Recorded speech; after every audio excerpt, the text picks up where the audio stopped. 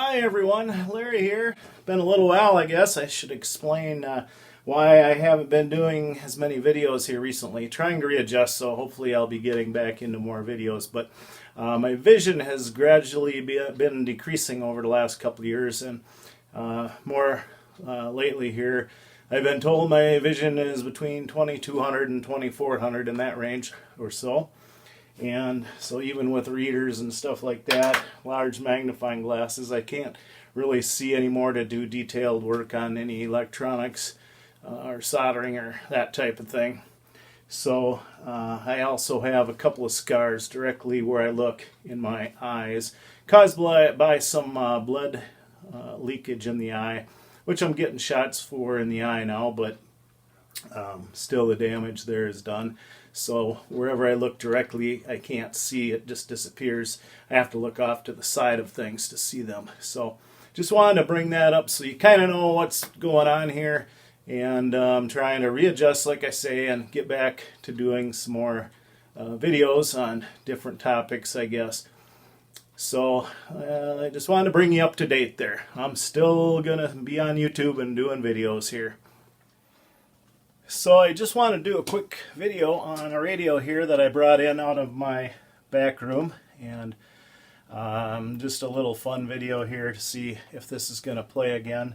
It's actually working, but it does have some noisy volume controls and switches, things like that. And it's my very first shortwave radio experience. This is what I got when I was about 10, 11 years old, somewhere in that range, back around 1975.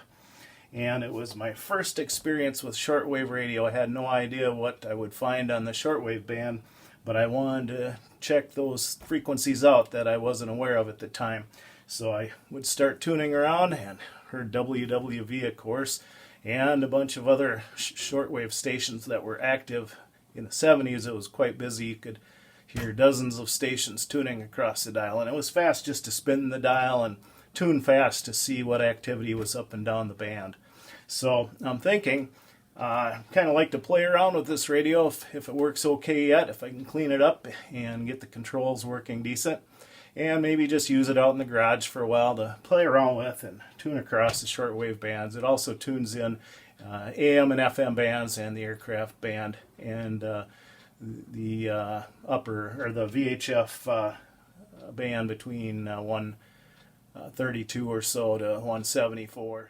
So here's the back cover. You can see it's a Midland, and I'll have to look closer to make that model number out with my eyesight here. So hopefully you can read that. And here you can see the included bands: AM, FM, shortwave, aircraft, weather band, and public service high band. And then you have your band selector switch here, on-off switch, tuning control, and your volume and tone. So let's plug it in here and see what happens. I have tried that already just to see if the radio is still working at all, and it seems to be functioning quite well on FM here. And on AM,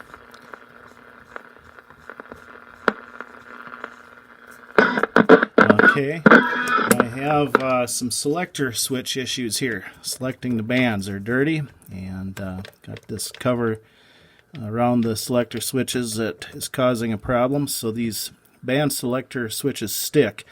I found if I do get the switch enabled, the band will work. But as you can see here now, this volume control is very sticky and noisy. The tone control is kind of the same way, so they just probably need a good cleaning. And other than that, the selector switches need a little bit of work here cleaning. So I'm going to try that, and we'll see if that improves things or not. I don't want to put much time into this radio, because like I say, I don't intend on really getting into it in detail to do any work on it, but I just wanted to play around with it here and see if we can get it working good enough to play around with for a while in the garage or something. So it does cover the shortwave band from about 4 megahertz up to about 12 megahertz. So kind of the basic part of the shortwave band. There are some signals now with the sunspot cycle improving above 12 megahertz, but I don't have those frequencies on this radio. But I can at least scan quickly across the main shortwave band occasionally just to hear what stronger signals are out there. And it has the aircraft band, like I say, and I also have the 2-meter band here and up through the weather band and a little beyond up to 174 megahertz.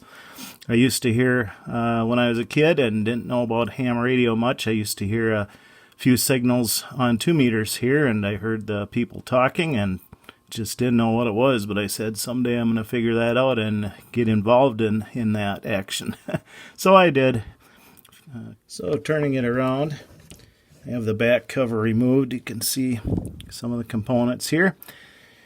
And this is where the band selector switches are. So I'm going to shoot some cleaner into those and try to squirt some cleaner into the volume and treble controls there.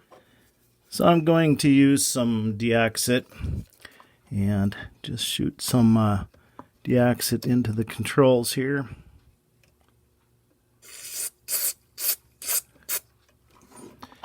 And do the same with the controls on the front here. And work them back and forth.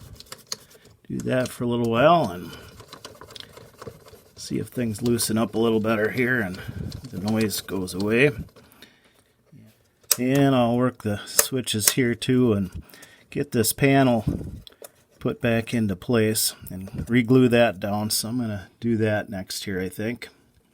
And then we'll take the radio outdoors and see what happens. It's too noisy down in the shop here to really get an idea if this radio is going to work very well other than on the AM and FM bands. For shortwave, I need to take this out in the garage or outdoors with the whip antenna that it has on it here. It's got telescopic whip for certain bands. 2 right, and 297 southwest, 20 and 15. That's the aircraft band. I did get the controls cleaned up, and they sound a lot better now.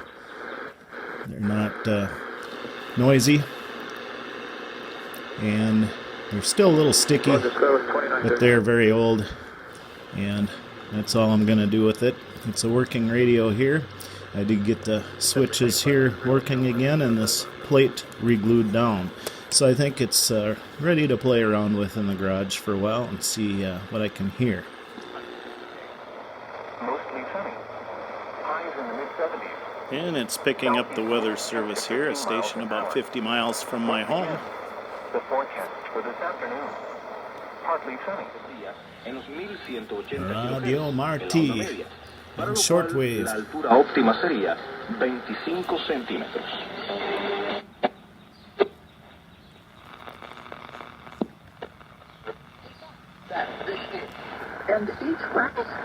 So it's picking up a few stations. There's not a lot on the band today. The conditions aren't that great, but it is working.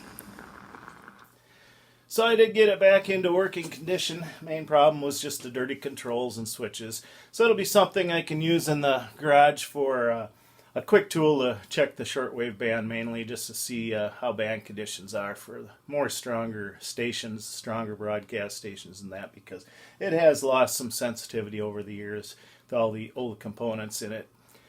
Since it was probably manufactured in 1973 or 4 or 5, right in there I'm guessing is when I first purchased this radio from a Montgomery Ward store.